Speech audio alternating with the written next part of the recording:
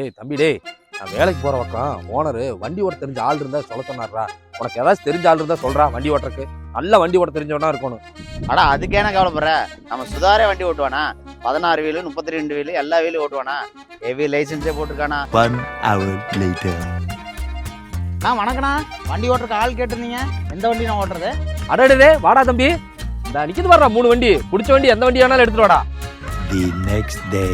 தம்பி சுதாகரு, நாளைக்கு எங்களுக்கு வெள்ளை கோயில்ல வேலை, காலையில் நேரத்திலே போயிடுவோம். நீ வந்து 8 மணிக்கு வந்து அந்த தோஸ்து வண்டி எடுத்துக்கிட்டு வந்துரு. நான்லாம் எந்த வண்டி ஓட்டல. எனக்கு 3 வண்டி ஓட்டுறதுக்கு பிடிக்கலண்ணா. ஏன்டா இப்படி சொல்ற? 3 வண்டி நல்ல கண்டிஷனா தான்டா இருக்குது. எதுக்குடா ஓட்டுறக்கு பிடிக்கலைங்கிற? நான் 4வதா ஒரு வண்டி இருக்குது. அந்த வண்டி வேணா நான் ஓட்டுறேன். நீ என்னன்னு ஓனர் கேட்டு சொல்லணும். என்னது 4வது வண்டியா? எனக்கு தெரியாம எப்படா ஓனர் வண்டி வாங்கினாரு? எனக்கு தெரியாம வண்டி வாங்க மாட்டாரு.